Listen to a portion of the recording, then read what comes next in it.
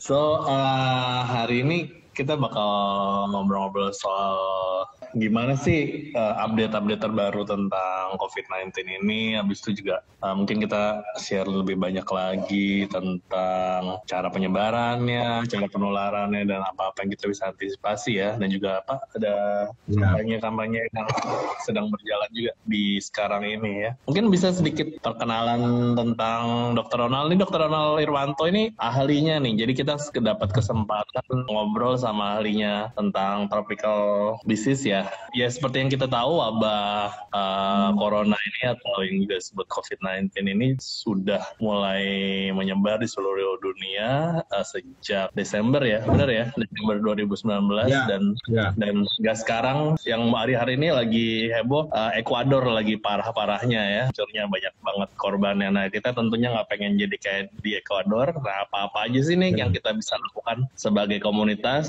saling menjaga satu sama lain untuk mencegah ini penyebarannya lebih menyebar lagi. Monggo Dr. Ronald silakan mungkin cerita-cerita. Ya. Apa sih nih sebenarnya kan kita udah banyak yang tahu nih sebenarnya. Oh corona kayak kalau anak kecil ngobrol di jalan, orang-orang sehari-hari corona. Tapi apa sih nih Ya. sebenarnya? Gimana sih cara penularannya nih, dokter? Ya, terima kasih Pak Arief Kurniawan. Ini teman lama sebenarnya. Ya, jadi gini, ya nama saya Ronald Irwanto ya. Saya seorang dokter spesialis penyakit dalam ya, subspesialisasi memang di bidang penyakit tropis dan infeksi.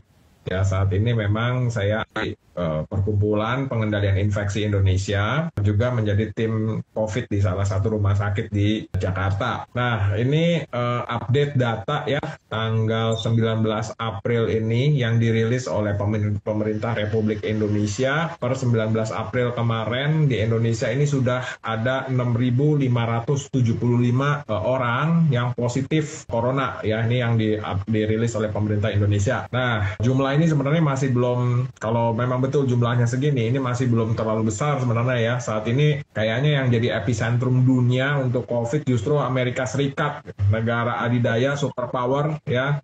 Tapi dengan jumlah penderita corona itu mencapai 650.000 lebih.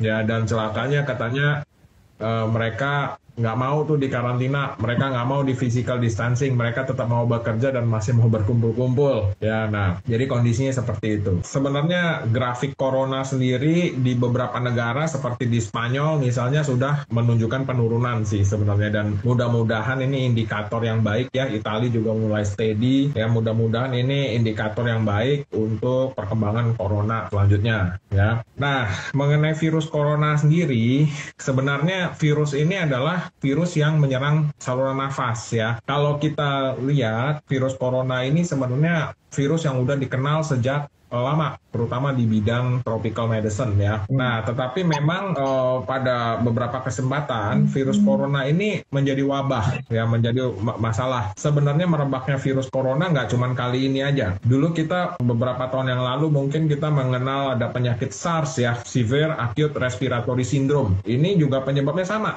virus corona nih. Kemudian beberapa waktu yang lalu juga kita mengenal MERS-CoV ya, itu yang dari Timur Tengah ya, itu sama tuh, Middle East, itu juga corona. Nah, sekarang ini kita SARS-CoV-2. Kalau kemarin SARS-CoV-1, coronavirus 1, ini SARS-CoV-2 ya, yang kita sebut sebagai COVID sekarang. Ya, virus ini adalah sebenarnya virus yang menyerang saluran nafas. Jadi dari saluran nafas atas juga pada beberapa kasus bisa menyerang ke alveolus. Alveolus itu sebenarnya gelembung paru. Sebenarnya secara kaidah virus ini adalah virus yang self-limiting disease. Jadi artinya sebenarnya virus ini adalah virus yang sembuh sendiri. Tetapi memang ada sekian persen, mungkin 5%, 10%, dia menyerang gelembung paru, menyerang alveolus, menyerang balon udara di paru. Ya, yang mana ini adalah komponen yang penting dalam pernafasan kita. Kenapa dia bisa menyerang ke gelembung paru? Karena memang ada sekelompok orang, ada berbagai orang, berbagai individu itu memiliki reseptor virus corona di gelembung paru itu. Nah, kalau reseptor itu tempat melekatnya ya. Jadi gini, virus itu bisa menempel di badan kita karena dia punya tempat melekat di badan kita. Kalau lemnya atau reseptor tempat melekatnya itu hanya di saluran nafas atas, ya mungkin gejala yang ditimbulkan hanya sekedar demam, kemudian ada influenza-like illness, batuk, pilek, sakit tenggorokan. Tapi kalau masuk ke dalam gelembung paru, Nah, ini lain cerita. Kalau dia punya reseptor atau lemnya, perekatnya itu ada di gelembung paru, ini orang akan jatuh ke dalam kondisi yang kita sebut pneumonia. Atau kalau mungkin di komunitas awam terkenal sebagai paru-paru basah ya.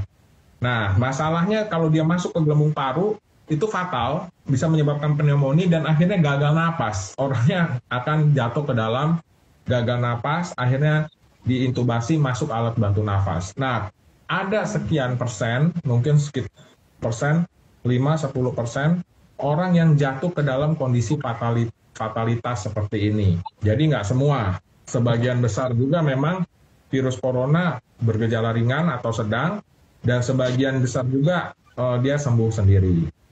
Ya, nah itu kira-kira cerita tentang virus corona itu, Pak Arief. Iya, jadi ini yang sebenarnya yang bikin ngeri ini juga kita juga takut sebenarnya dalam artian khawatir pasti ada gitu. Tapi proses penularan tuh mudah banget gitu. SARS atau MERS kayaknya nggak semudah corona ini gitu. Jadi sebenarnya apa sih? Gimana nih? Apa aja sih cara-cara penularan COVID-19 ini di masyarakat terutama ya? Apa yang kita bisa lakukan juga untuk lebih meredam itu dan mencegah itu nggak kena ke kita dan keluarga kita?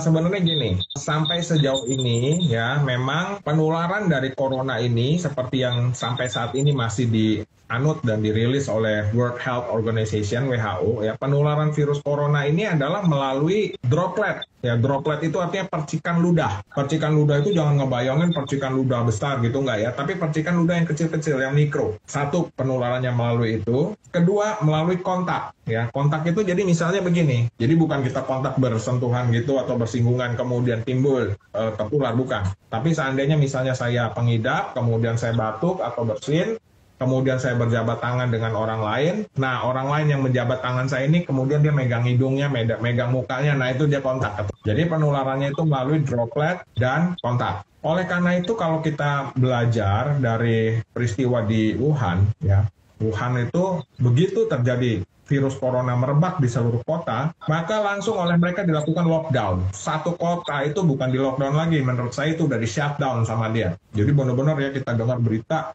waktu itu Wuhan udah seperti kota mati, artinya mereka di karantina betul-betul di rumah, bank tutup, sekolah tutup, mobil semua nggak ada yang beroperasi, mall semuanya tutup, 10 juta orang kira-kira di situ semua di karantina di rumah, kemudian militer turun, logistik dibagikan, kemudian mereka jemput bola, yang sakit mereka masukkan ke rumah sakit yang mereka bangun di situ. Kenapa strategi untuk mencegah penularan dari coronavirus ini adalah dengan lockdown? Karena memang penularannya melalui kontak dan droplet. Dan itu seringkali terjadi apabila kita berkerumun, apabila kita tidak berjarak 1 meter, dan sebagainya. Ya, nah jadi percikan ludah itu dia bisa mencapai kurang lebih sampai jarak 1 meter. Nah makanya kenapa strateginya pemerintah melakukan karantina, orang dikarantina di rumah, jangan berkontak. Kemudian kalaupun harus keluar, harus ada physical distancing. Jadi itu memang betul slogan-slogan di rumah aja, stay at home will be better gitu ya. Itu memang tujuannya tidak lain tidak bukan adalah untuk memutus rantai transmisi. Nah, kenapa kita bisa lebih banyak ya dari MERS-CoV, atau dulu sebenarnya SARS-CoV juga banyak sih, korbannya juga banyak gitu ya, hampir sama sebenarnya. Tapi ini sekarang rupanya SARS-CoV-2, COVID-19 ini, dia lebih spread out. Jadi dia lebih mengenai banyak negara. Widodo pada jumpa pers beberapa waktu yang lalu menyatakan 209 negara itu mengalami wabah terkena dampak pandemi dari corona. Jadi secara jumlah mungkin korbannya ya mungkin mirip-mirip dengan SARS dulu. Tapi secara penyebaran negara itu lebih luas, lebih banyak negara yang terkena. Ya ini kebanyakan memang karena dibawa ya oleh turis, oleh dan sebagainya, kemudian kontak dan sebagainya. Oke, jadi itu ya penularan corona ini melalui droplet dan ludah. Droplet kan ya tetesan dari tubuh ya gitu ya. Itu ludah yang pasti, tapi keringat juga termasuk nggak? Ya selama ini ya memang itu harus dihindari, tapi sebenarnya secara umum tidak termasuk. Jadi keringat, air mata ya itu belum termasuk. Ya bahkan kemarin juga ada orang melahirkan juga takut ya. nakesnya juga udah siap semua takut. Nah itu saya kemarin sempat menyampaikan bahwa penularan percikan itu adalah percikan dari ludah, bukan percikan keringat, apalagi percikan air ketuban, gitu ya. Nah itu yang harus dipahami. So, jadi apa sih sebenarnya yang kira-kira kita bisa lakukan? Habis itu soal pemakaian masker nih, masker harus dipakai terus nggak sih sebenarnya? Jadi begini Pak Arif, saya sendiri saat ini ya sedang mengembangkan satu model program edukasi ya. Kita sebut sebagai program edukasi jaga jarak ya. Nah sebenarnya jaga jarak itu adalah singkatan ya. Ini sebenarnya ini yang mau saya sampaikan, bahwa ketahanan komunitas terhadap pandemi COVID-19 ini adalah tergantung dari individu. Karena begini, saat ini ilmu kedokteran itu dibagi dua, ya. Ada dua jenis ilmu kedokteran, yang sifatnya prevensi dan yang sifatnya kuratif. Nah, kalau yang sifatnya kuratif, kalau preventif ini pencegahan, kalau kuratif ini pengobatan. Ya, saya sendiri sebenarnya karena background saya adalah dokter internis ya. Sebenarnya saya bergerak lebih banyak di kuratif ya, saya seorang klinisi. Tapi sebenarnya sejujurnya aja saat ini belum ada trial obat-obat definitif untuk COVID-19. Itu belum ada. Ya, penyakitnya sebenarnya sembuh atas daya tahan tubuh sendiri. Hanya tadi yang saya sampaikan bahwa ada sebagian kecil orang yang dia attack virusnya itu masuk ke dalam gelembung paru. Nah, itu yang celaka tuh. Mungkin nggak banyak, tetapi siapa yang tahu, kita nggak tahu. Nah, jadi kalau untuk kuratif, kita belum ketemu obatnya. Kita hanya merawat pasien, mensupport, memberikan terapi-terapi sebagaimana yang semestinya, penyakit sembuh sendiri. Nah, kunci daripada pemutusan rantai pandemi ini sebenarnya ada di preventif. Ya, preventif, pencegahan. Apa yang diprevensi? Yang diprevensi adalah kontak. Yang diprevensi adalah droplet. Bagaimana supaya kita tidak terkena droplet dan kontak. Nah, ini yang sebenarnya saya rasa perlu diedukasikan kepada masyarakat. Karena memang saya sendiri mencoba membuat suatu program edukasi diri yang kita sebut jaga jarak. Jaga jarak ini adalah program edukasi untuk ketahanan komunitas terhadap pandemi COVID-19. Jaga jarak ini singkatan. Ya, jaga jarak. J, jarak minimal 1 meter dan tidak berkerumun. Ya, jadi 1 meter. Diingat tuh, jamin 1 M dengan timun. Jarak minimal 1 meter dengan tidak berkerumun. Ya, karena pada jarak itu kita bisa mencegah droplet, terhindar dari percikan-percikan ludah. Kemudian yang A, amalkan etika di komunitas harus tahu ya. Yang namanya etika batuk dan bersin itu bukan ditutup pakai tangan, tapi kalau kita batuk, kita tutup pakai siku. Ya, atau kita bisa menggunakan tisu, ya, tisu dibuang. Tupai lesu, tutup pakai lengan dan tisu dibuang. Jaga. G, asupan gizi harus seimbang. A, amalkan kebiasaan hidup sehat. Jaga. Itu ya singkatannya. Jarak. J, jangan sentuh area muka. Nah, ini kita kalau bisa dihitung, satu hari mungkin bisa sekitar 50 kali kita menyentuh area muka. Kita kucek-kucek mata, tarik-tarik hidung, muka, dan sebagainya. Jadi, J, jarak ya, J, jangan sentuh area muka. Kemudian A, amalkan penggunaan masker yang baik. Nah, itu program saya. Amalkan penggunaan masker yang baik. Nah, saat ini memang dilansir oleh pemerintah boleh menggunakan masker kain, ya. Tetapi penggunaan masker kain ini tentunya harus dengan edukasi yang baik dan benar juga. Ya, pada saat ini memang sebenarnya selama ini digunakan untuk mencegah percikan ludah. Jadi kalau kita bicara mengenai ilmu pencegahan dan pengendalian infeksi, itu nggak pernah ada yang memasukkan masker kain sebagai pencegahan terhadap infeksi melalui percikan ludah. Itu belum ada.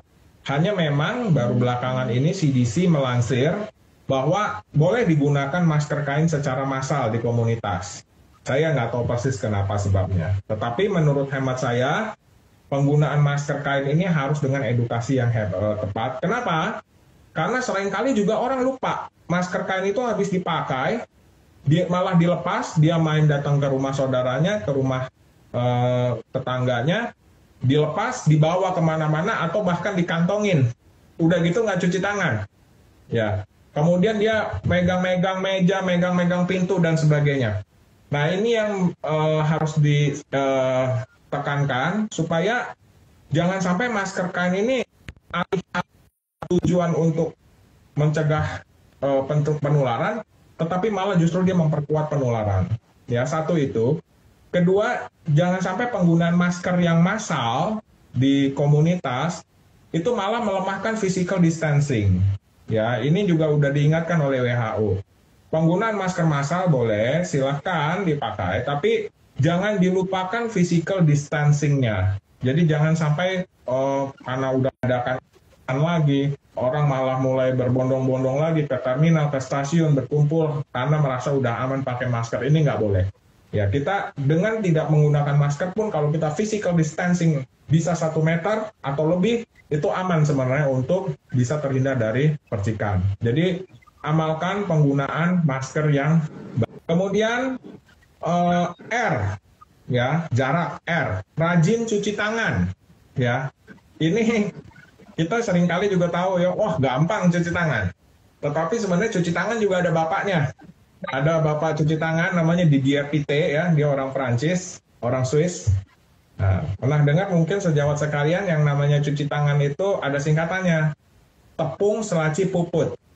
Ya, tepung itu telapak, ya mungkin kelihatan tangan saya, telapak, punggung, sela-sela, mengunci, putar, putar, putar, putar. Tepung selaci puput. Telapak, punggung, sela-sela, mengunci, putar, putar, putar, putar.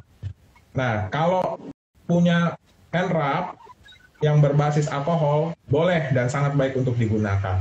Tetapi kalau tidak ada hand rub, bisa pakai hand sanitizer. Masih tidak ada hand sanitizer, bisa pakai air mengalir dan sabun. Ya. R, rajin-rajin cuci tangan. Kemudian A yang berikutnya adalah awasi dan cerna berita dengan baik. Nah ini ya kadang-kadang berita ini yang seringkali membuat kita menjadi stres. Oh si ini begitu, si anak, si itu begitu. Ya, stres, daya tahan tubuh turun. Nah ini jangan semata-mata kita terima berita, kemudian kita share ke yang lain, bikin yang lain juga jadi stres, dari grup sebelah dan sebagainya. Ya, saat ini juga beberapa pasien yang datang ke rumah sakit bukan karena COVID, bukan karena penyakit COVID, tapi ketakutan sama COVID, gitu. Ya, ini awasi dan cerna berita dengan baik. Yang terakhir adalah jarak, ya Kak. Komponen terakhir adalah kerja dari rumah dengan tekun. Ya, ini jadi ini adalah imbauan pemerintah. At home aja deh, kerja dari rumah, ya. Jangan banyak berkontak. Di China, di Wuhan, keberhasilan mereka adalah stay at home. Dan mereka itu ada unsur pemaksa, ya langsung ditangkap mereka. Kita masih agak lost. Tapi sebaiknya kita memang kerja dari rumah saja, jangan kemana-mana. Jadi itu mungkin program sekilas mengenai program jaga jarak, ya, yang mungkin bisa saya sampaikan.